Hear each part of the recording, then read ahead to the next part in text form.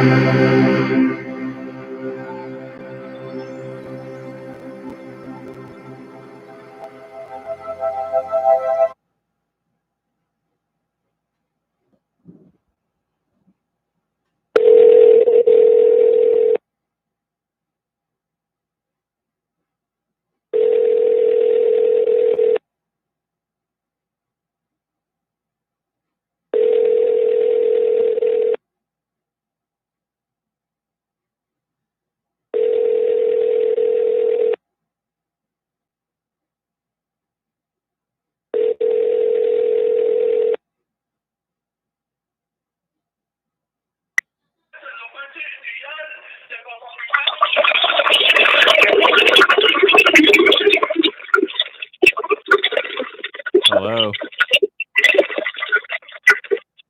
Did you put your phone down the toilet? Hello? Joe? Joe? Joe? Joe Biden, hello? Joe, did you put your phone in the toilet again?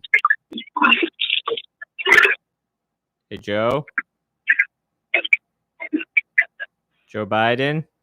Put your phone in the toilet, Joe? Okay, Joe, turn your music down. I know that it's your hip, but did I lose you? Hello? Who's this? I was looking for Joe Biden. Oh, it's Joe Biden here. Hello? Hello? Hey, it's Uncle Joe. I was doing a whole Come bit. on, sit on Uncle Joe's lap. Where are you? I hear you, but I don't see you. Yeah, that was the bit. That's what I was doing. I was saying like that he had dropped his phone in the toilet because it sounded like you were washing dishes. And then I was saying you were listening to music because you're trying to come off as cool. Yeah, that's my cool music. Anytime I see a pretty woman walking by, put on that CD from Daddy Yankee. Actually, it was Bad Bunny. That's what does Bad it. Bunny. Yeah. Women are attracted to what kind of music you like. Loud music. If you blast anything or yell anything, just attention. They're easily attracted by anyone who gets their attention quickly. This works for any gender, by the way. I haven't tried it on males, but maybe once the quarantine is over. Once the quarantine start blasting music at everyone. Yeah. Anytime somebody drives by me and they're listening to like really loud music, I'll sometimes just chase the car. Yeah, you should. I'll just start jogging to hear the rest of the Bad Bunny song. It's a hormonal thing. That's only science can explain. Yeah. Well, the states are opening back up, man. Did you go to the beach? Is that why I haven't been able to get a hold of you too much? Yeah, just been surfing. Did you see some of that news footage of people in California beaches? Yeah, people don't give a fuck. Because what it is that people only have, they can only see what's in front of them. Yeah. There's no hindsight. It's been like human nature to only be able to see what's in front of you.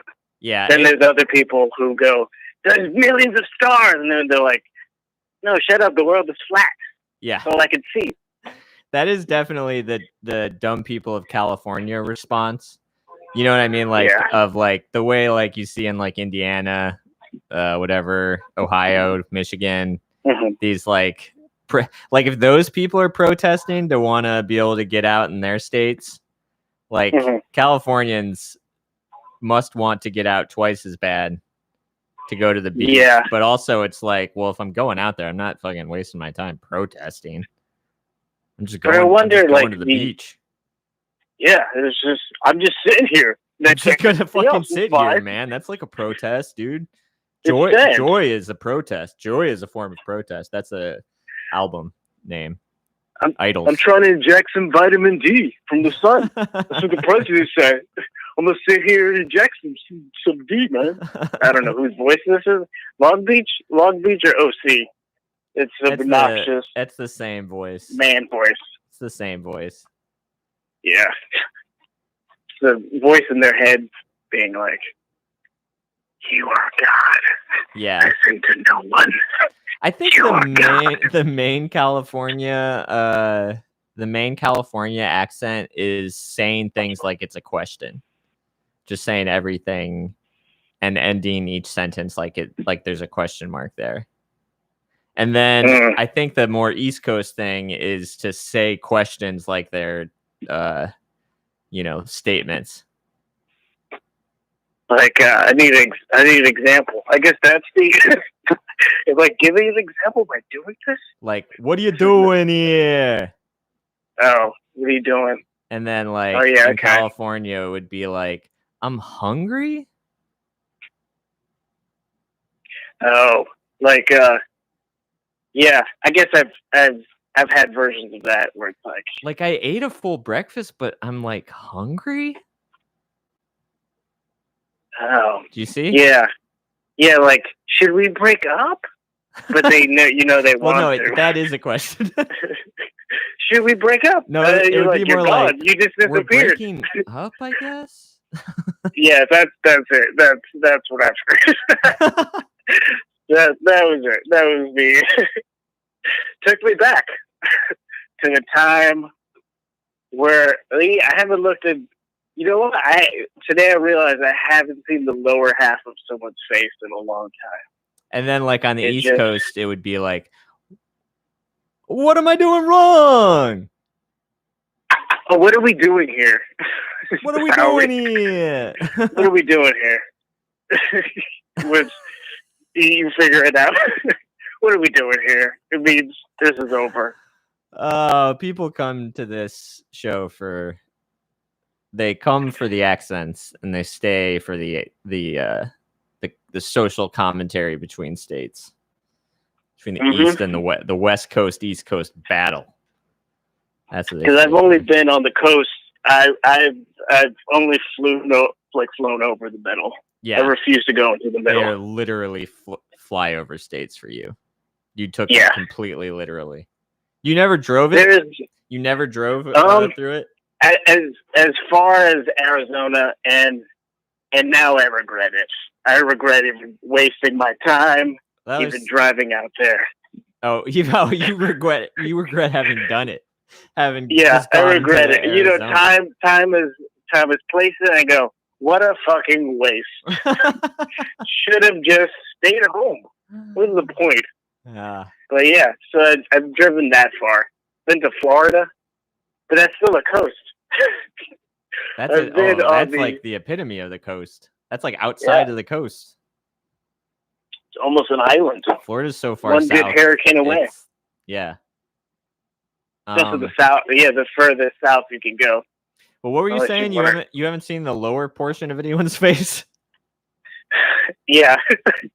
That's what I realized today. All the like Zoom talks that you've had, people can't aim the camera correctly, or I haven't done a single Zoom. Really? Wait. So your family hasn't like met up even once? We did one. No. My immediate family. No, they call and be like, "You're alive," and I still haven't told them that I have. Have you talked to them? Oh, that you had it. You haven't told anybody. No. Even since you had it? Isn't it good news? Well, I guess you've still been getting the occasional symptoms, so but it's just more my body had feeling. But it's is like not quite accurate. You have it. No, it's more my body feeling, because it's like what I think I realized I had was that, when you get a lot of fevers back to back, your tongue swells because the bacteria in your tongue grows. What? So I've just been. That's what I've been dealing with. That's just. It's I not didn't the even know coronavirus. your It's tongue just was like, swelling. this is what this who because who cares? It's my problem. That's what I've realized is how I've approached this. No one fucking cares. So I I'm just care. like, I have to deal with this. I have to care deal for with so this. many I'll reasons. figure it out. You're I'll the only figure it one who out. will pick up your goddamn phone anymore, and even you won't. Yeah, because I haven't talked to anyone. I haven't literally. There's no Zoom conversation. Like you still oh, only yeah, pick it up like 25% of the time that I call you for Yeah, this. it's true. I should tell you what happened yesterday. Like yesterday, I picked up. Like I have this friend who, she's like 20 years older than me, but we're like best of buddies. Uh-huh. And like during our call, I was telling her that somebody's been, because the past few days, someone's been calling me from Jersey and leaving me texts being like, I'm coming to the house. Hope you're there.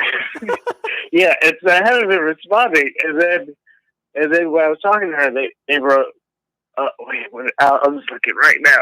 Because it was so weird that I was like, I think I have to call. I was like, I want to merge it with this conversation. I see. So it became you even needed, like, weirder. Backup in the yeah. the She confrontation. didn't want any part of this, but man, waiting for it to it was. This guy was apparently moving into a place, and he thought this girl was going to move in with him, and then he texted when he got there. It was like, LOL, I thought we were moving in together. I guess not. I'm not sad. I'm just extremely mad right now. What? So I was like, oh, I need to call this guy. That is and so I called confusing. Him. He didn't even have the right number of the person he thought he might have been right moving in with him? No, there was no coordination. So I was like, I need to talk to this guy. Well, bro, that's why that's why it wasn't happening. Yeah, right, that's so what did he say? So I call him up, and then he hears my voice, so he immediately knows something's wrong. Yeah, it's not a woman. And he's like, "Who are you?" And I was like, "Oh, I'm the guy you've been texting." And then he was like, "You're a fucking bitch." What? he immediately starts attacking me. Again, my friend is listening to this. This man just berate me, and I was just like, "Yeah, you sound like a little bitch." I was just like, "I'm just trying to help you, man. I'm just trying to tell you she's not moving in with you." And then it just doubled down, and then he hung up. But it was like so nice for someone to call me a bitch. He hung up on you? Like home. He hung up on me because I wasn't gonna hang up because I had a 3-line that I couldn't hang up, so I had to like just continue it. One time I had David. I had David. Oh, yeah. David Allen in my phone. Oh yeah. And I had it. I had 2 numbers for him. And I don't know how that. I didn't even notice that had happened. This was back in the drinking days, so I don't know exactly how it happened. But he had told me that he was going on that he and some other people organized. I think the person he was dating at the time as well organized some a camping trip over at Pyramid Lake. And so I was like, I don't exactly remember what happened, but I was asking about tents, setup thing, making sure it was still on. I think I joined in. Yeah, you don't want to go out there and not have it be no one there. Exactly. And told him and stuff, and I was just getting weird responses, which David's really funny, but he's not somebody like you who would just troll me when I'm trying to get regular information, He's he would just tell me the info, and but he was just saying weird shit we only have one sleeping bag, but I think we can all use it. We could all share or whatever. don't like just like weird shit. Like it was really strange. And then I'm just like, okay. And then I'm like, as I'm like driving out there, I'm like texting like, hey, we're going out there, and they're texting me like, don't come, like the police are here, shit's getting crazy. And at this point I'm just like, okay, this like isn't funny. Like I'm driving 2 hours to Pyramid Lake, but I mean it also is kind of funny, you know. And then because like I'm going either way, and then they call, that number calls me, David Allen calls me. And it's like just like sounds like when I first called you today. It was just sounds and there were sirens in the background. And I'm like, what the fuck is going on? And I'm like playing it for the, like, put it on speaker, so like Chisa's with me and Gina's with me, and we're like listening to this, like, what the fuck is this? And we get to the campsite, and I see like David out there like grilling a burger on like a grill, just having a good old time, you know, beer in his hand, just chilling, like a big group of our friends there. And I'm like, dude, what is going on? Like, have you just been trolling me this whole time? And he was just like, what are you talking about? And he was like, I haven't heard, I didn't even know you guys were coming. Like, I haven't heard from you since I sent that email out. And I was like, holy shit. And so then I saved that number as Evil David Allen. Whoever it was, like, had no idea what I was talking about, and instead of telling me like I had the wrong number or whatever, was just completely trolling me the whole time. I've done that. Someone once texted me, you left the back door open. And and I knew it was, I don't know, because I lived with no one. I was like, why would someone text me? So I just was like, I needed to air out the place. They were like, next time, just tell us. What? And they kept on. Yeah, so they would, when weird roommate shit would happen to them, I would get these weird passive-aggressive texts, and then I would just write whatever the fuck, whatever I was in the mood for at the moment. So How I long did this go on? Other person for a while. And then they're like, who is this? And I was like, no one. Then that's when I stopped. Yeah. Right. Then they'll stop. My buddy Lur,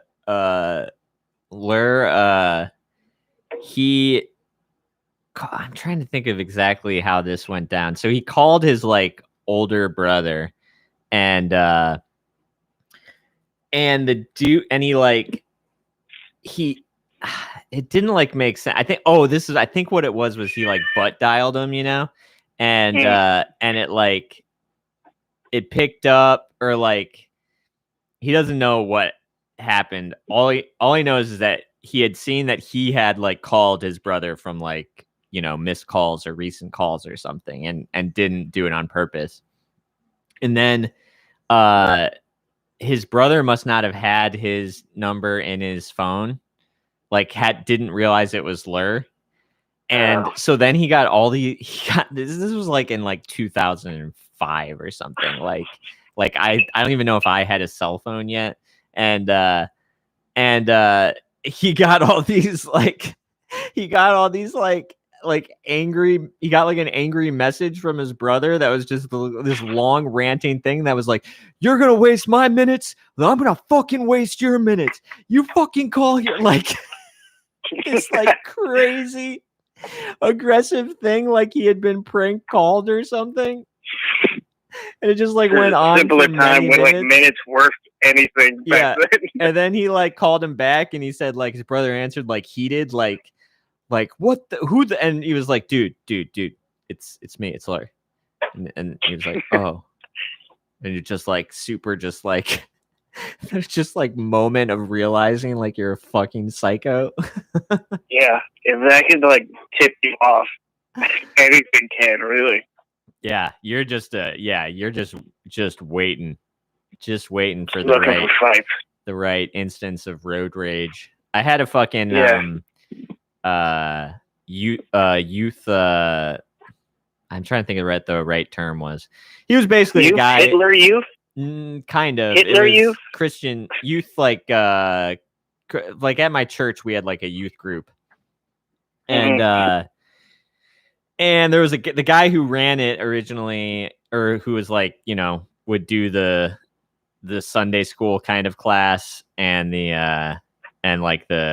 would do like weekly like night things, like where we'd play like dodgeball or something, and this dude who ran it was like this guy who was like an actor at our high school. He's probably like 10 years older than us, maybe in his late 20s. He's an actor? He was like, what I mean is he was like an actor in my high school, like not like a real. He peaked in high school where that's like the only description you could give him is actor. Right. Like there'd be no reason to bring it up. It just pertains to the story a little bit. Okay. Because like he, after high school, he went to California because he was going to act, was his plan, because he would get like the leads in my shitty high school. So he was the only attractive person. No, he wasn't even particularly attractive. Like you didn't have to be to get leads. No, he just memorized. He couldn't really sing. He's just very charismatic, and like, he would be like a better like stand-up or something than an actor. But like, he was kind of like a loose cannon. So he gets to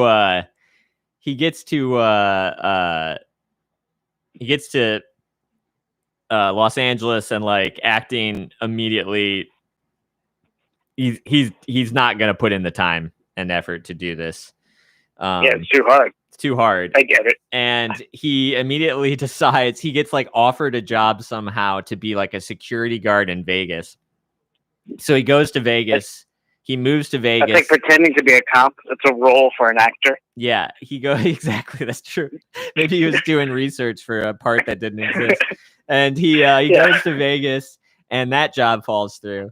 And he ends up gambling away the little savings that he has, like within like a week or two.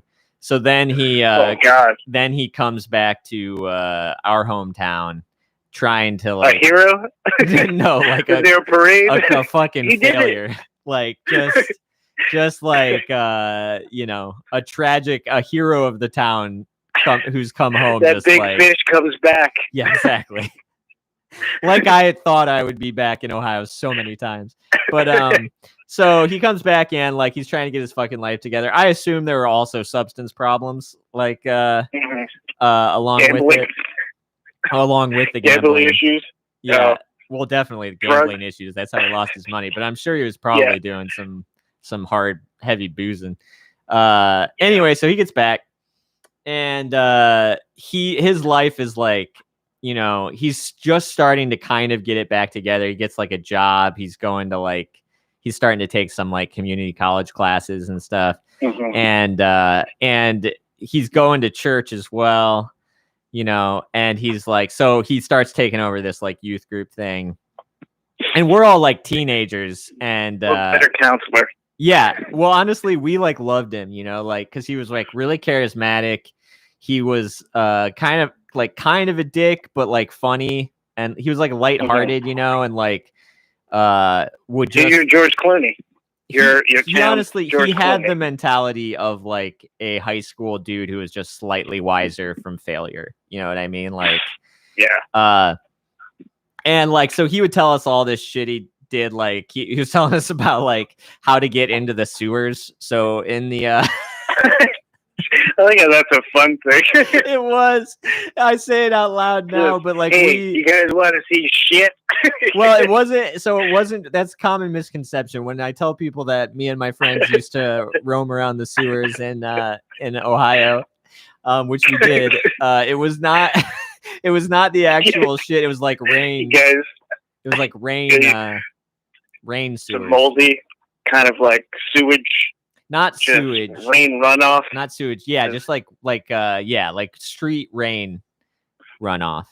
And there's like a little river where it would come out. Kind of looked like like where Pennywise lived. But for which one? I've only seen the first one. Well, Pennywise lives in the drain, down the drain. But, so that's how he got down. Yeah, he probably knew my youth group leader, and that's told him all about it. He was your youth group leader. We would That's do what like happens petty to acts out of of work actors. we would like much like the Ninja Turtles, we would do like petty acts of vandalism and then escape into Did the you eat sewers. pizza down there? We never ate Did down you- there. I was honestly very scared to go down there. My other friends were way braver about it, but I got like real claustrophobic. But anyway, Yeah. so he would tell us this shit, and he would also he was just constantly dealing with like some like significant like rage issues as well. But he would like tell us these stories, and he told us a story like the rage started earlier when he was our age. He worked at a local bowling alley in town. Mhm. And he's telling us this as like a youth group sermon kind of thing. And all of his stories were just great stories, but they had no like point. And so anyway, he's like working at a bowling alley. Again, he's telling us this in the basement of a church.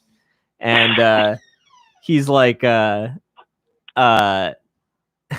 he's working at this bowling alley, and he's like serving old people. Like he was working the counter, you know, where he'd serve like French fries and burgers. Popcorn, And so like these old like alcoholics, this was right outside of our dry hometown. So like everybody in the town would go to this bowling alley to drink beers and stuff.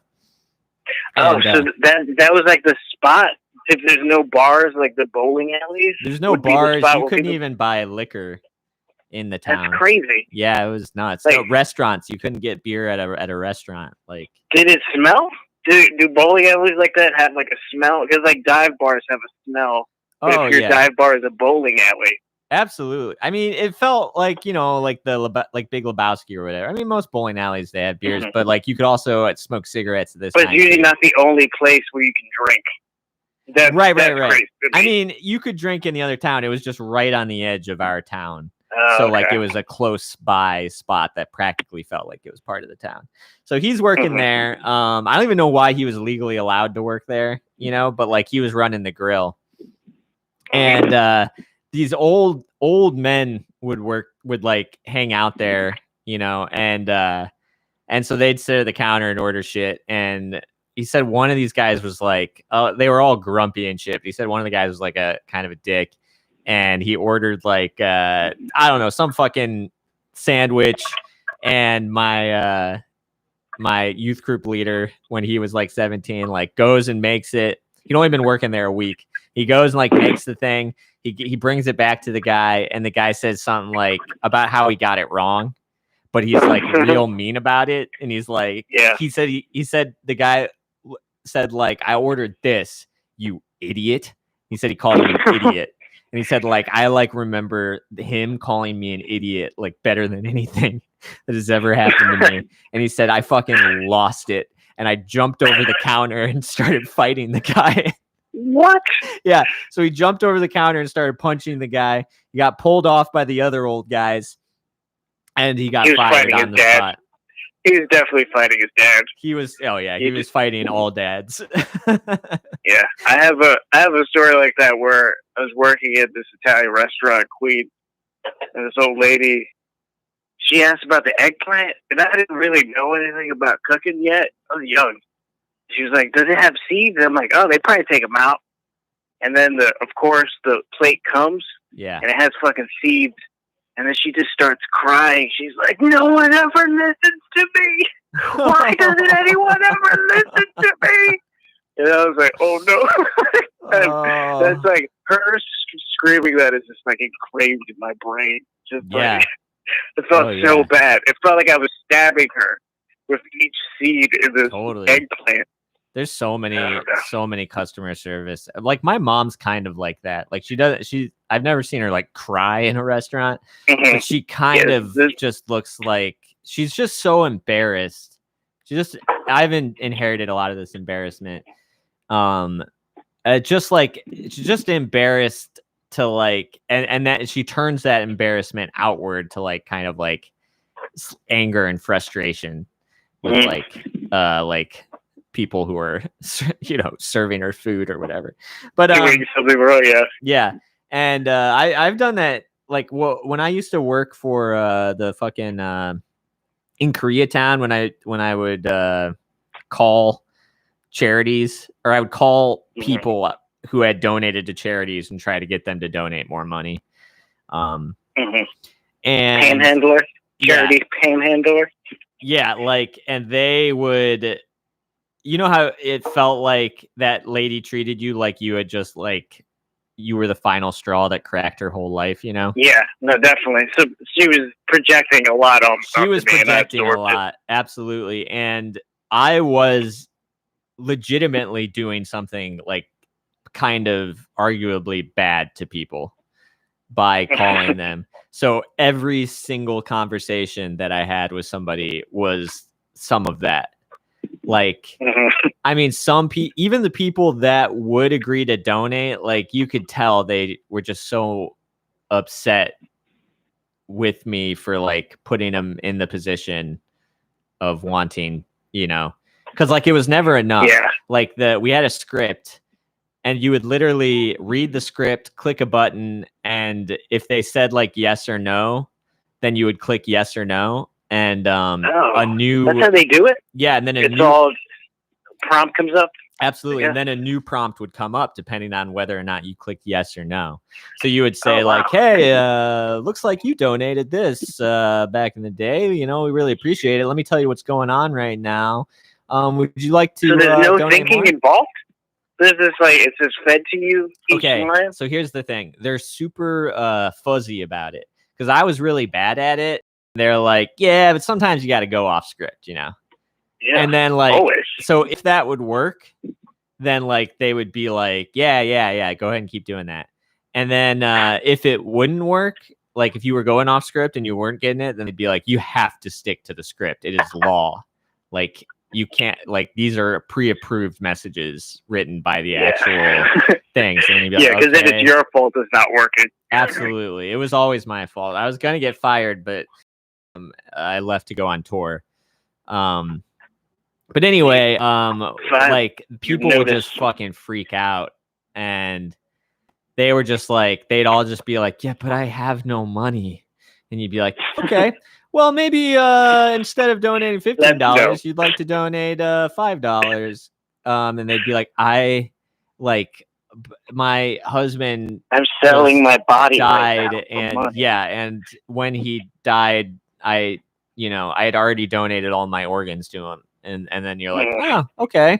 Let me just click the no organs button, see what they say. Okay, how about we get that one last? What about your beating heart? You clearly still have a heart. And you got a mouth. One guy told me that he had a machine that would play a frequency that would destroy my earbuds if I called him back again. And I was like, buddy, did you do it up? Let's hear it. I want to be dead. Yeah. So I don't have to hear these calls anymore. I'm ready, man. We would all wear, you know what's weird? We'd all wear sunglasses at this place. Sun flaps? Sunglasses. Oh, shades. Sunglasses. Why? Well, there's a lot of debate on that. Everyone was blind? I noticed when I came in, like that at least like 50% of the people were wearing sunglasses. And they were all blind. None of them were blind. You sure? And I think the reasoning is that like also people would like put hoods up and shit, and like I feel like people were just kind of needed some kind of like mask, like some kind of pretend barrier to like get into. Like they couldn't feel the things they were doing because people would get so angry at you the whole time that like you needed some kind of barrier. Like, this isn't me. This is Bizarro Brian doing this. You know, like this is I am like this, larger than life. But I feel like that's what the phone is. The phone is that. The phone is. You know what? It turns out it wasn't enough. That your cat sounded like she just attacked me. Your cat. She just clawed at me. Your cat's now a YouTube star, and it's gone to your cat's head. Yeah. Most people enjoy my cat more than me. That's what I've learned. Hey, that's just life. Everybody enjoys cats more than humans. Even though this cat is abusive. Yeah, I'm pretty sure she tried to kill me. Yeah. But the phone jobs are weird because like I had one where people would call and then yell because it was when I was a cadet. I was working at One Police Plaza, and so people would get the line and be like, "Stop fucking tapping my calls. I know you motherfuckers are tapping my calls." Or they would, it's just a lot of that. It's just like, I don't know. It's like, I'll write it down, sir. I'm sorry. Just apologizing. My job was just to apologize to everyone. Be like, I wrote this down. I'll give this to my superior. Oh yeah, it was. So that's it. That's what it was like at our thing. It was like constant apologizing because like the system itself was so bad, where it would be like, let's say you donated $10 to change.org in like 1999, then like you don't even remember. Change.org would give your information to the Democrats, to Doctors Without Borders, to the Southern Poverty Law Center, like to every single slightly left-wing group that's ever existed. And so then we would call you 8 times a day. Yeah, not worth it. That's why I always give to the NRA or to the Klansmen of California. They never call. But don't they're just like, oh, we're so right wing, we don't even believe in our own institution. We don't like talking on the phones because they got that judge. And they never call. Yeah. But I think UCLA never. LCAU? It's my dyslexia's kicking. Whatever the fuck it was. ACLU? ACLU. They never call. But, like, I think if you become a member, like I became a member. They only call when you want to re-up. They only call when you re-up. Yeah, they want me to re-up because after Trump's election, I was working at the factory at the time, and they decided after Trump got elected to pay for our healthcare.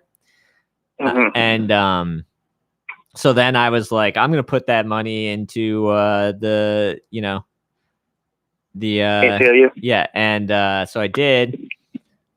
And then I got fired from the factory years later, so I stopped giving money.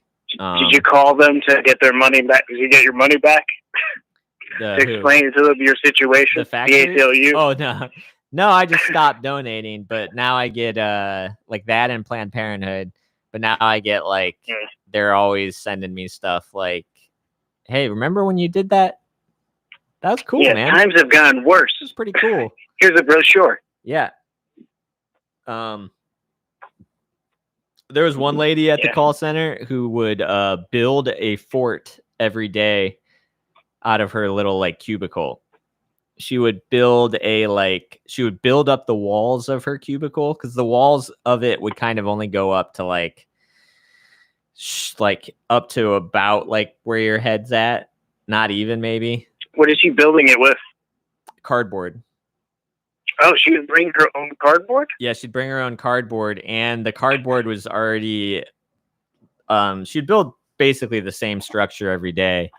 And the cardboard was like lined on the inside of her structure with just like pictures of her family and stuff like that. I like how being in a cardboard prison is more soothing than being in a call center. Strange. And like it was also like it was on like the 8th floor of like a big building in Koreatown, and like the walls were like all window, so it was like a nice view. Maybe that's why I had the sunglasses. Yeah, it was too bright. But everyone had one time I sat next to her, the lady who builds the fort. Cardboard lady, the architect. Yeah, yeah, the architect. And she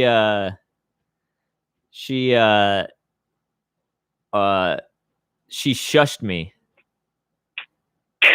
Did you have to knock on her cardboard door?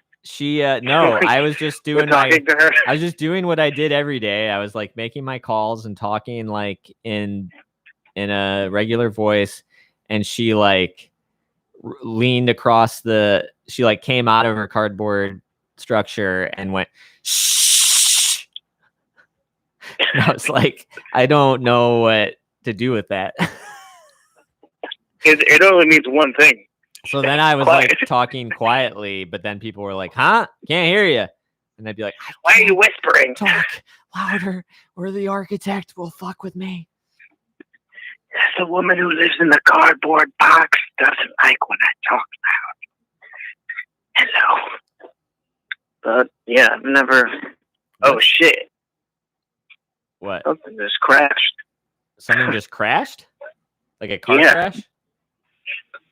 I think my neighbors, because my neighbors are funny. I love my neighbors because, like, you can tell with the stimulus check, they bought a pool and a trampoline.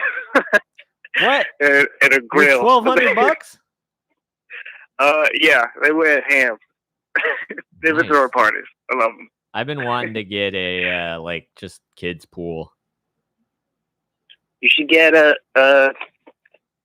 some Animal Farm thing. The thing everyone's playing. Animal Crossing. A Switch? You should get Animal Crossing. A Switch. That's what it's called. Hey, what's the SPLC? Nate says SPLC. Nate says stopping donating ACLU and SPLC have made it impossible to stop. I don't understand. I don't know. Nate, explain. Yeah, tell Nate I only donate to the Klansmen of California. So that problem is... And it's easy to stop that one. Yeah. Yeah, they want me to stop.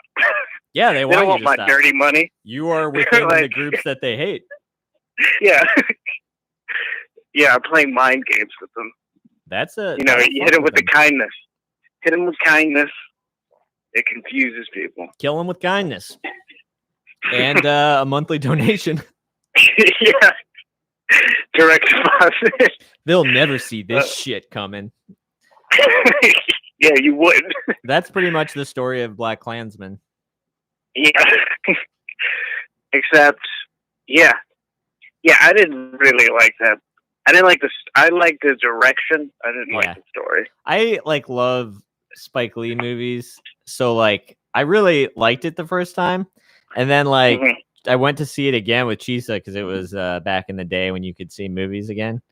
And I didn't like it as much second time. I realized the holes in it.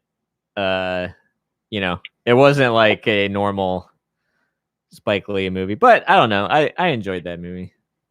Did you read up about the real guy?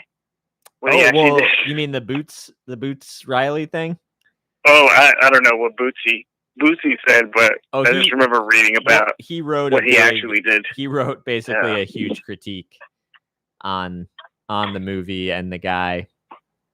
He was like he needed. What? Which is true, like that you can't just whitewash. Yeah. You can't just make everybody into heroes just because it sells tickets. It would have. I think it was just I don't know, because I think it would have been a better movie if it was more honest, if it most things are way more muddied with truth and would have been a better statement about what was going on. But I think most people don't want that, especially because everything is murky. Because even all revolutions are murky. Nothing is ever good. Yeah. Well, Get Out. Nothing is ever one-sided good. I think it was just the time that it came out, and because that's what happened with Get Out, where it was he was gonna make it crushing, where then the guy, the police show up. And it would have been. I think that actually would have been a worse movie for the movie that it was. Shot at the end to make that movie a bummer. It's just after all that. After all of that, yeah. But I remember watching that first zombie movie. It ends like that. That's where he was getting that homage from. Totally. Yeah. But it works in that movie because the whole movie is this guy being like, "We should do this," and then the white people, and the white woman is like, no, Yeah. we should stay in this house. And he's like, no, we need to get out of here. No, we should stay in this house. He's like, all right, I guess we stay in this house. Yeah. Well, that's And like then- it's super important too, like to like really acknowledge it, like what, like, because you're the whole time like watching it nowadays, especially, it's like so weird to see a movie starring a black man that's black and white. Yeah, And then that like, isn't Sidney Poitier. yeah, exactly. Because they were only, he's the only person allowed. That's like even to ever just star like in a black and a white genre movie. piece, and like, yeah. It so of course it like had to end that way. That I think of that movie all the time. I was really thinking of that movie. I mean, obviously because of Get Out, but like because people were talking about Get Out as if it were the first horror movie ever made that had like a message. And it was just like, Yeah, it's people usually, forget. People have short-term memory yeah, with anything, yeah, especially in art, where you're just like, everything is stolen. If you watch, like, that's the thing of going back and watching movies, you're like, oh, I've seen this scene. Oh, because it's been stolen so many times in movies. right, And I didn't realize it's like some obscure Czech movie. yeah, Like, oh. It kind of just takes the air out of, like, the things you love sometimes. yeah. You're like, I watched that movie you loved, or maybe you didn't Which say one? you loved. You were watching. I love all movies. Shit, I'm forgetting his name now. Deep Throat. No. Sang Soo. Oh, yeah. I like his stories. His directing is weird, but I like his stories. Some of them. You know what? I like the goofier ones of his. Okay, so I where his only director watched characters are dicks. I only watched the Which one? Alone at Night on the Beach, something like that. On Oh. the Beach Alone at Night. Do you know this? Yeah, this where- did you watch With that? the woman just walking. Yeah, she's just walking around, Yeah. kind of aimlessly talking to Yeah. people. That one like kind of pushed me as far as like I like a conversational movie. And like, you know, it doesn't need to be like completely Linklater. Like every conversation needs to be this like hyper interesting educational metaphysical conversations about life and yeah. But that one kind Love. of like pushed it a little bit too much for me. Just maybe in the moment. Just in the moment of just like I was just bored. Yeah. And it felt like super tedious just watching somebody just talk about like life. Not even like purpose. You're finding your purpose and stuff. yeah, basically. The movies I like of his at best are the ones that have Isabella Herbert. I always forget her name, but I always like her as an actress. Where I just like watch all her stuff, where she is like very severe in her roles, but in his movies she plays like kind of a clown, which is kind of great. I don't know who you're talking Claire's about. Camera. You ever seen what is it? The Piano Teacher. No, I never did see that. Is that with Harvey You know who Keitel? it is? No, Oh, that's the piano. That's the Piano Teacher is like this. It's like this fucked up love story I thought the between piano was student and teacher. oh, I'm thinking of the piano. Like who's that guy? Not Malik. It starts with an M. It does. I'm the worst with names. This is why We are not doing I good can't. right I now. can't bring up any. Like I've seen a lot, but I just don't know the names of the actors and Yeah. directors. Oh. The names of movies. That Sang Soo movie that we can't think of the name of, something about being on a beach alone at night. Yeah. Chiso was telling me like the backstory of that like that actress, the director had like they had an affair, and Yeah, so, and he made another movie about that. yeah, and like Claire's clearly this Camera. movie is like purely, you know, like she plays an actress who's pining over an affair that she had. Yeah. And like just wandering around, and then she like meets him and he cries. That's why I don't like his while movies. He's doing locations for the movie that they're making, basically. Yeah, his movies always feel false when the director character is sympathetic, but when that character is kind of an asshole and a drunk, yeah, the movie just feels real for some reason, and I feel like that's who he really is. Yeah, like he's kind of a drunk asshole who knows it, but he can't control it. And always in those movies of his, where that guy is kind of a drunk, doing terrible things that aren't justified in a sympathetic way, they're always better. Those are the ones I like of his. Yeah. I Not like the ones where he cries. Yeah, well, I thought the crying was very unsympathetic. Maybe it's just how I was raised, but but I thought it was funny too because like in that scene, it's this actress who he, you know, had an affair with, and this director, and the other people at the table that they're with are like just his crew, you know, so they're his employees essentially. And like it just felt like everybody else was like agreeing with him, but you're like, oh yeah, they're his employees, and you're like, I wonder if he was like aware of like that.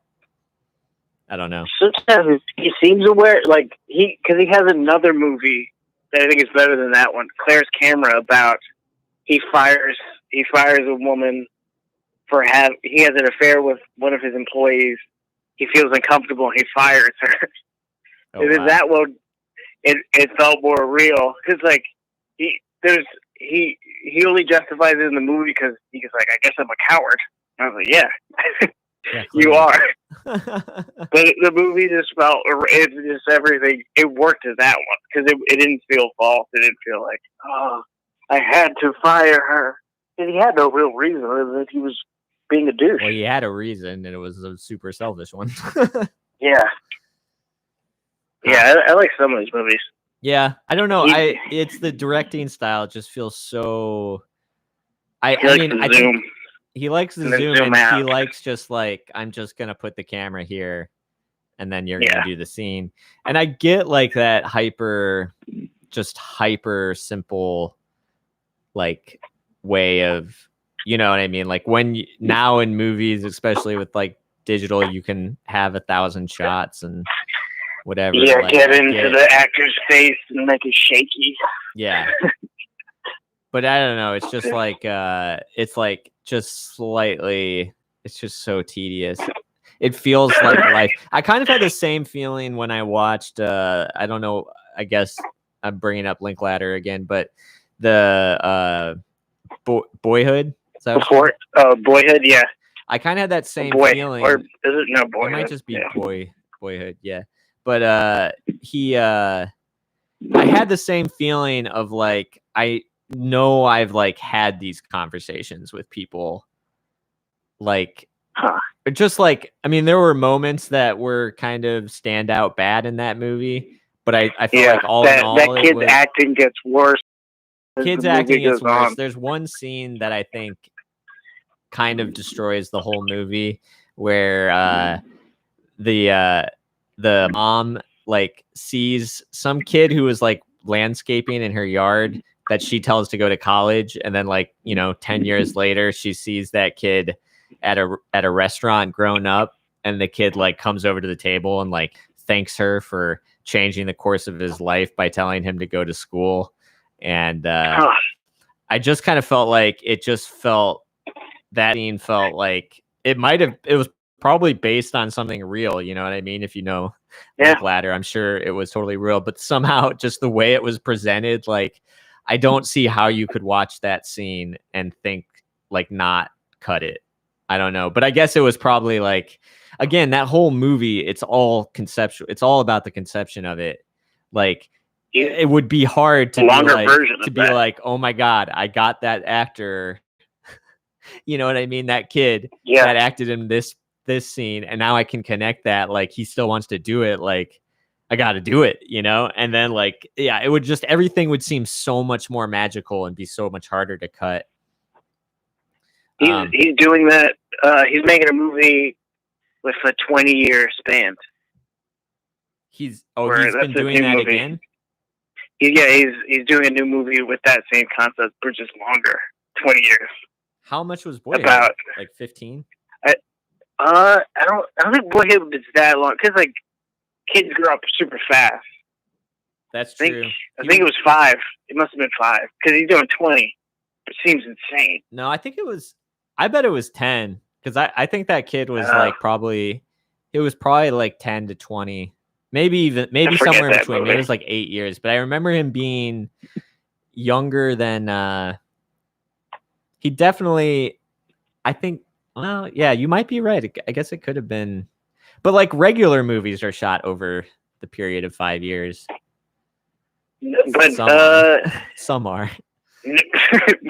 the ones that probably should quit while they're Back ahead. To the Future was when you have to get Stoltz out of there.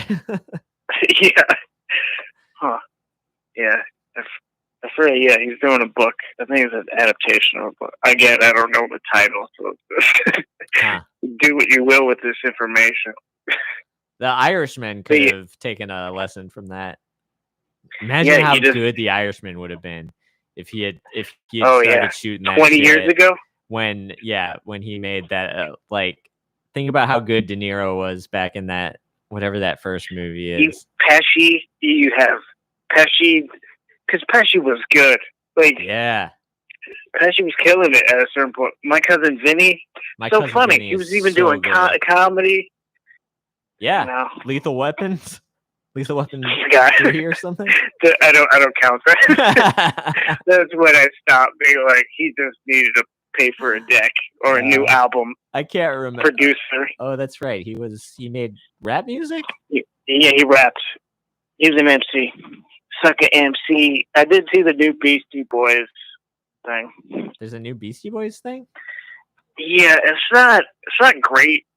It's like they're at it's like their stand-up special, but it feels more like a TED Talk. Wait, but the two of them? Yeah, it's just the two of them talking about how the Beastie Boys formed. Oh, I listened to that book about. It's probably that. It feels like they're reading something to me. I bet that's what it was. I bet alive. It was promotion for their book that came out like a year ago or something. But yeah, I think, but it's a movie. Spike Jonze directs it, so. Yeah, I really envied it. When I was listening, I listened to that audiobook, and it's like there's like a lot of celebrities reading it and stuff, and I envied their life growing up in New York City. Like I just felt super envious of them, like running around to punk rock shows and. But I don't know. New York was like that for a period. Because even after 9/11, it was like that again. Because everything was, the economy was down, so a bunch of like bodegas were just abandoned. They were turned into venues. There was like random venues around the city. And like this guy, Todd P, would just like post them on his, like, felt like his. That's awesome. That sounds great. The way we did it, it was great. We would all pile into a van and drive to Cleveland and see a show. And then we come back to Talmadge in the van, which was like an hour away.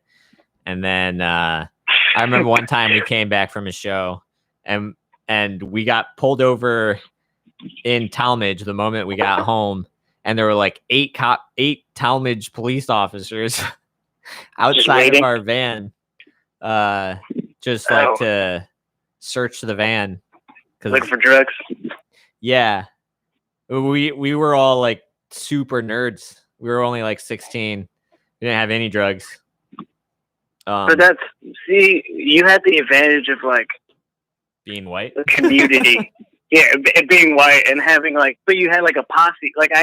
That's what made me like a kind of a lone wolf to this day. It was just like I would just go on a website and just like show up and then talk to people, and I didn't have a phone, so it'd be like, hope I see you guys again. Yeah, and that's then true. it would never. So it was like I would just come into these venues and then leave. So it'd just be an experience, but it's an experience that only I experience. I got you. Yeah, you'd leading form tribes pretty. There were definite tribes in a little town where you don't have anything really to do. Yeah, that was the thing about the Beastie Boys thing, where they just became friends because they would just see each other over and over at shows. Yeah, that's which totally I got. true. It was yeah, like that just like, sounded. It just sounded cool. It just seemed like they were just like cool right away. But during that time, they probably weren't. No, that's true. And current cool is never cool. It's cool eventually. Yeah, they definitely did. That sounds like a poem, but I think there's like there's inspiration to be drawn from them in that like they were constantly doing the wrong thing, and then kind of doing something a little better, like just trying to do it like a little better, like I don't know. Like, I think like the want to make rap music is totally cool, but like they clearly didn't have like the best intentions. Like it was clearly a joke. Yeah, they were clearly profiting off of other people's. Oh yeah, it was a medium other people kind of created. Pure, and they jumped on it and made the most money. Right. And then that stuff is murky. And then they kicked out the female members of the band. That was rough too. because they knew they wouldn't really make money because she wouldn't fit the group anymore. Yeah. They're not. Yeah, they did a lot of weird, fucked up things. Definitely. But, definitely. It's yeah. I mean, you don't want to be too apologetic. At least they talk about it. But like that's what I'm saying. Like you can't live much of a life without fucking up a lot. At least I can't. Yeah. So it just felt like just like people trying to and then like like what the shit that went down with Ad Rock's dad. Have you heard that story? Those stories? Where didn't he die? No, they skipped over in the movie where they don't mention that at all. But they don't mention that at all. But like his dad is this like big theater director. And just there tons of people called him out. Even one of Ad Rock's ex-girlfriends from when he was in high school. Just like some crazy ass shit. What did he do? He was an abuser. Yeah, like just like some like apparently the original like Me Too movement before like hashtags and shit like in the 70s, like it was like kind of inspired by his dad. Oh, it's crazy. Yeah, it's crazy. It's crazy. And like, it was just like the Beastie Boys themselves had, whatever they had. That first record's pretty misogynistic and definitely it's playing with those kind of terms and girl. Jokey. Yeah, the girl song. To do my laundry, right. Girl. And then they clearly like have tried to kind of overcompensate for it from out of not just guilt, but guilt and also like just like then they kicked Prodigy off of their tour because they kept playing that Smack My Bitch Up song. Did you know that? I didn't know that. Yeah, I didn't know that they did that. Yeah, it's a good song. Yeah, and then he married like cultural feminist icon Riot Girl. Anyway. So you think every action of his life now is to overcompensate for his father's follies? I wouldn't call it even overcompensating, even though I might have just said that. I would call it just definitely a long apology tour. Yeah, kind of like a lifelong apology tour. Guilt trip. Yeah, just like, or I don't know, maybe just self-improvement, just trying to be better. Yeah, maybe he learned from his father's That's what I'm saying. Like maybe he just fucking feels horrible and is trapped as a human still who's going to keep living. So like you just try to do better than you did. I think it was my dad kind of did that, where his dad left him at a young age, so he found a woman who had a kid, took her in, had two more, refused to leave. So his instead of subtracting, he just added. Yeah. I think you just do the opposite of what your dad did. Absolutely. And the only other that's option, what everyone does. or the opposite of what you did, or just try to improve on what you did.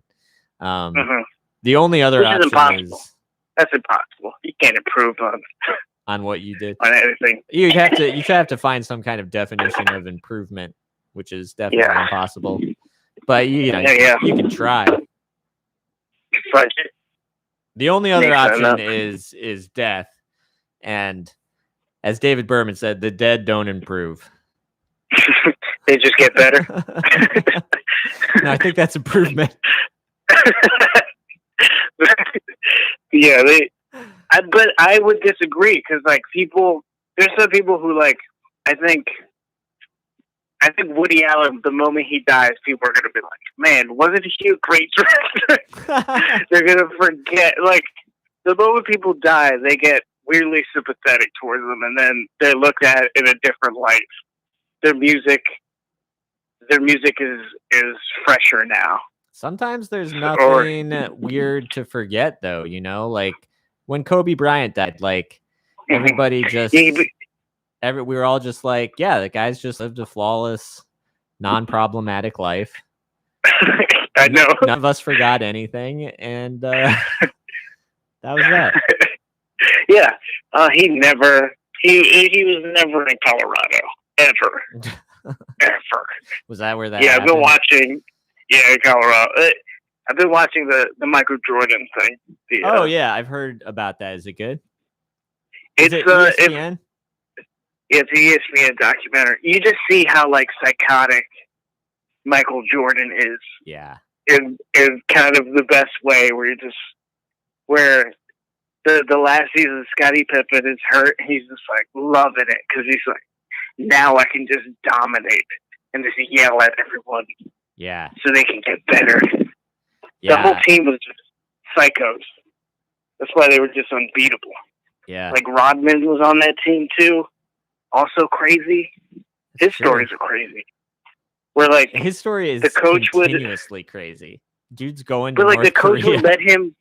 Yeah, he's out of his mind. But like the coach would let him go to Vegas to blow off steam during the season. Yeah. I heard like some other celebrity talking about like partying with Rodman. Somebody was talking about it on like Howard Stern about like going to Vegas and like flying home, like flying to like the game that morning, like sort of thing, like crazy shit, like not sleeping, just going straight to the court and just it's because the coach, I forgot the coach's name, but he's like super zen, so he just knew he was dealing with stuff that he needed to vent. He needed someone on his side, but that's not his name. Phil Hartman. I was gonna call Phil Hartman.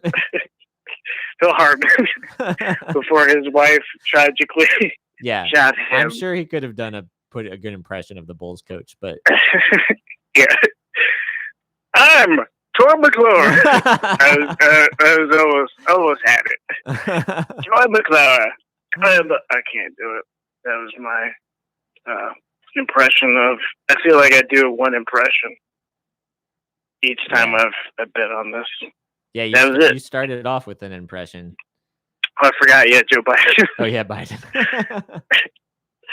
Joe Biden. Yeah. I'll have to watch that. How are you watching it? Just it's sure. online somewhere. It's online somewhere. Is it all out? No, okay. It's like it's a long regular series, TV. right? But like all the characters on the Bulls are kind of interesting. Pippen, Jordan, Rodman. So is it about the Bulls the coach season, or is it about? It's about their last season they won a championship. Okay, interesting. Because like even the GM wanted to like dismantle the team afterwards. It's a bunch of the team. Yeah, because the team was getting older and he wanted more credit for the Bulls' success. So you just wanted. So he was just like, I want to rebuild. I want to rebuild and show them how smart I am. It's always ego Yeah. with most people's actions when Sure. they're irrational. It's always ego. But yeah, it's just kind of interesting. Been watching that, and for some reason, I had like a weird double feature of like it wasn't on purpose, but the weird double feature about this is weird to say. I don't even want it because it's about because when you just like watching a movie, it's like what? How the fuck did I pick another movie about this? Oh, But it's about but it's about like just these kids growing into womanhood. Sure. Coming of age. Yeah, these coming of age movies, like The Fit. Have you seen The Fit? It's pretty good. I like The Fit. No, I don't know. Because I thought it was a boxing movie, and I was like, oh, this is a movie about growing into womanhood. And then I watched another movie. I was like, I thought this was a religious movie. No, this is another movie about growing into womanhood. The universe wants to teach you something. Yeah, I'm learning a lot. It's a beautiful, scary moment. I watched in a woman's life. Teresa and I watched How to Survive a Plague, documentary about the AIDS crisis from the 80s and 90s. Really good. Totally recommend it. Like, you survive it by being white and straight. Is that what the movie? There was definitely some white issues there, but they addressed in the movie. It was really pretty emotional. Pretty good movie. Yeah, that was another scary time in history. Yes. Where no one knew what was happening. They blamed the wrong people, and communities get hurt because of it. And we learned nothing. And we learned absolutely nothing. Yeah, but like. Yeah, no, that's pretty true. That is the sad truth. Yeah, but that's the thing with those documentaries. Sometimes you're just like, and nothing changed. Oh God. That's usually most documentaries. Yeah, it's hard to be hopeful when you have the burden of truth. Yeah, we tried to watch Errol Morris's something about Florida, and it was just like unbearably boring. I don't know if Chisa was feeling. Oh, is that the fishing one?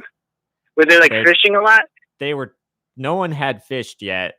There was one guy talking about hunting turkey, and one guy. Oh, I like that movie. I couldn't do it. There's one about like someone pruning trees.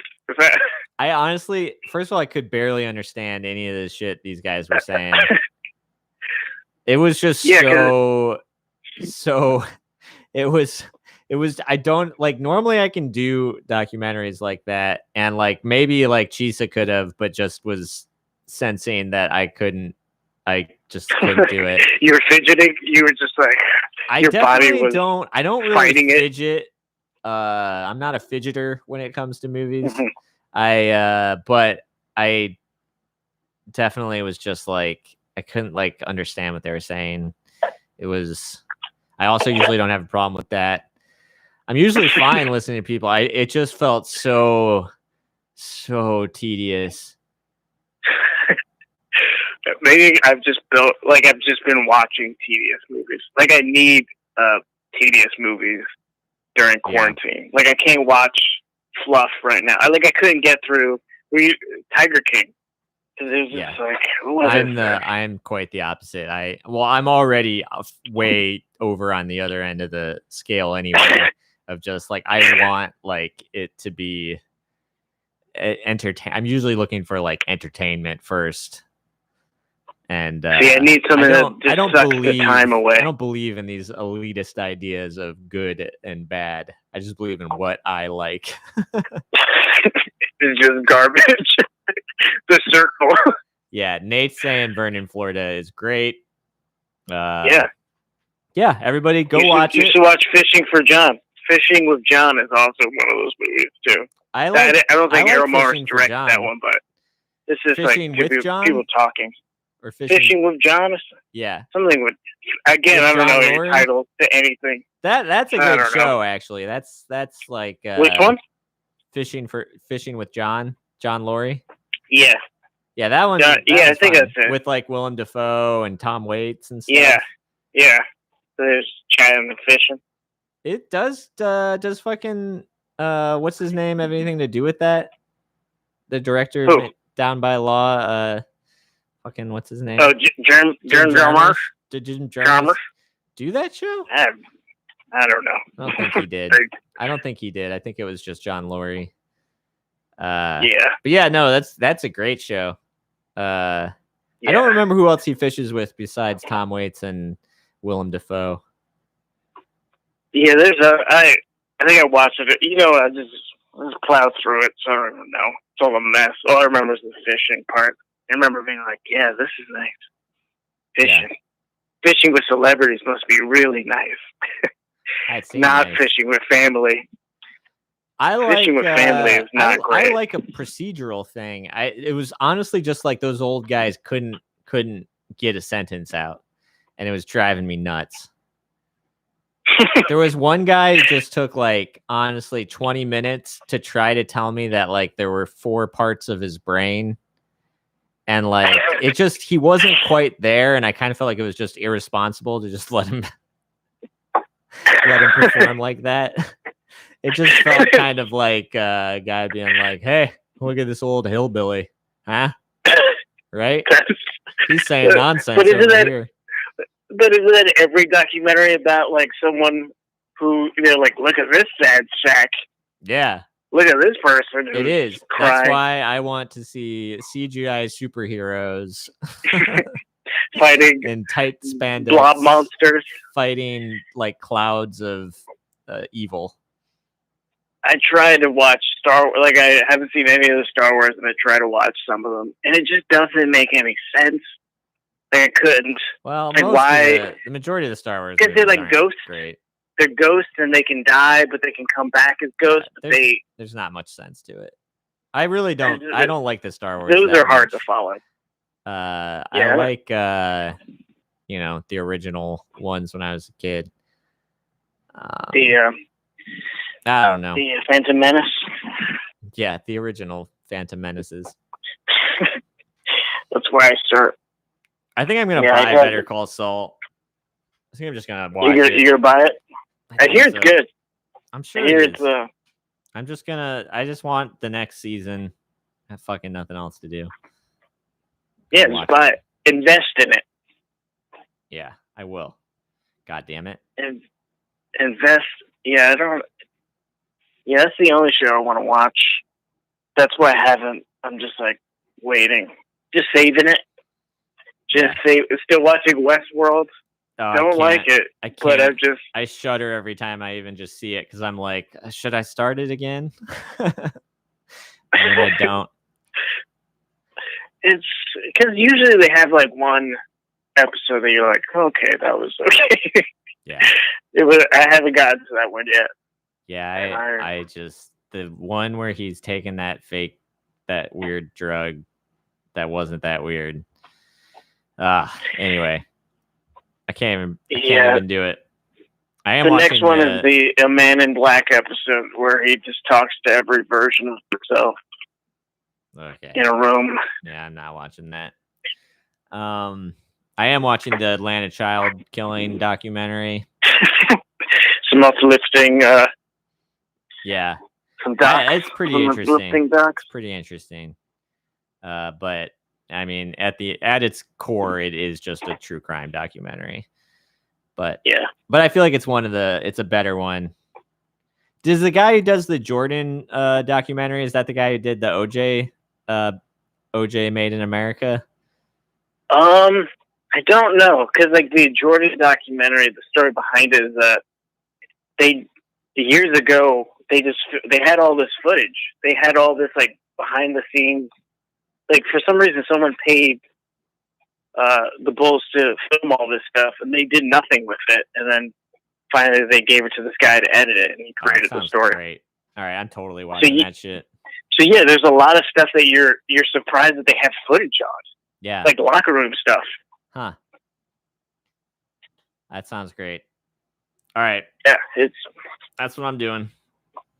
Fuck and Westworld. there's 4 episodes. They're all an hour each.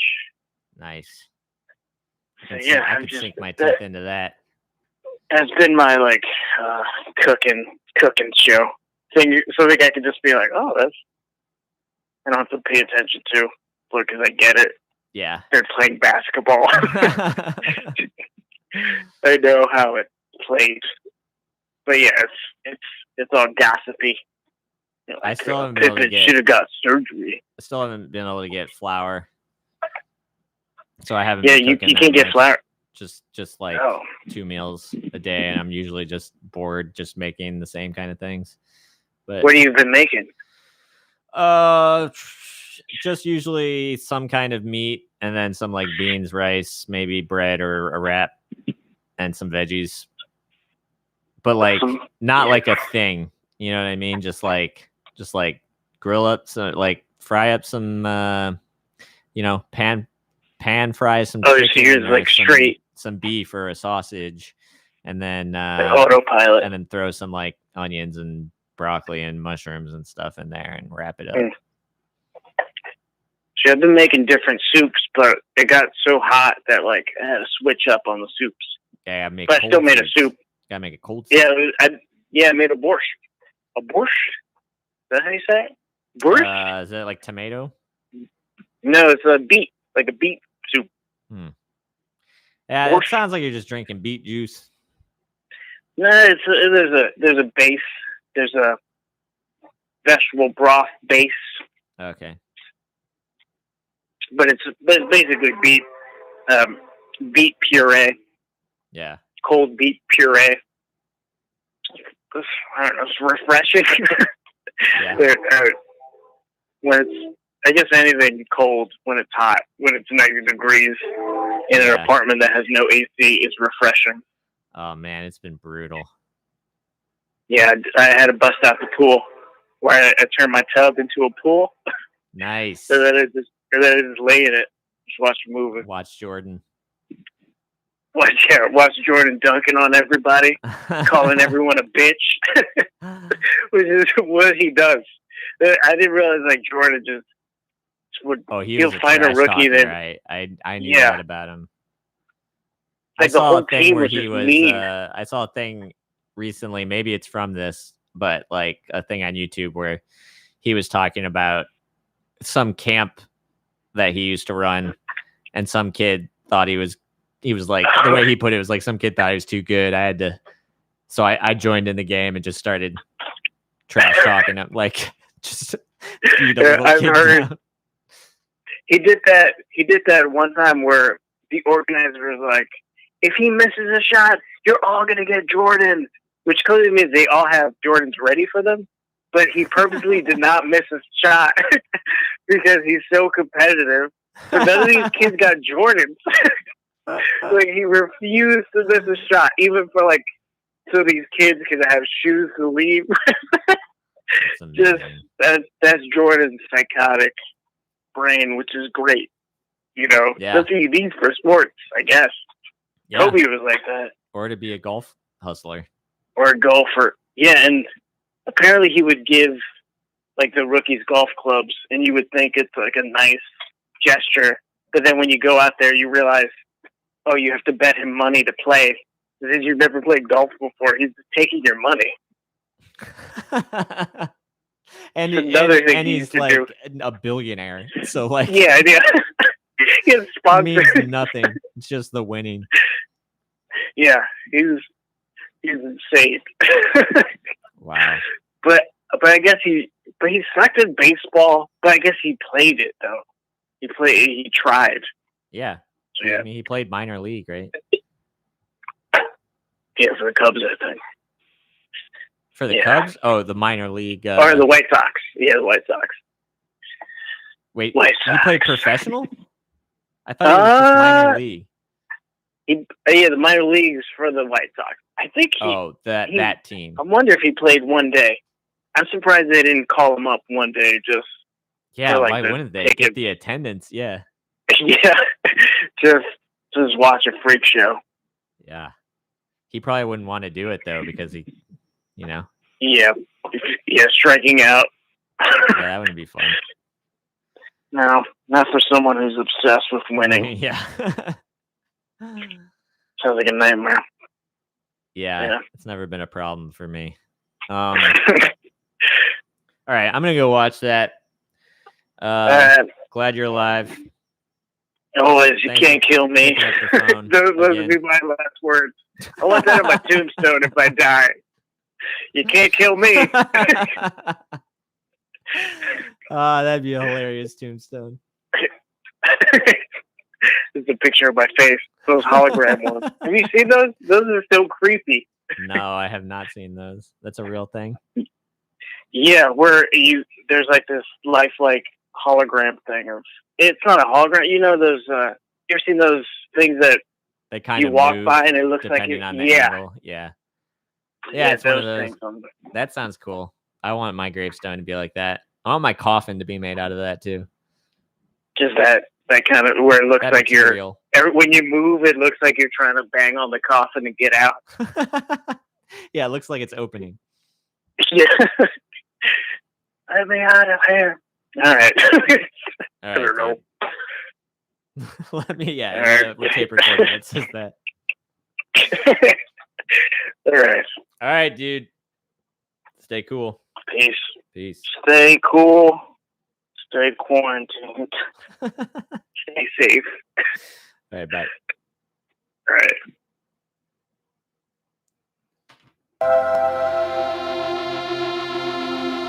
Oh.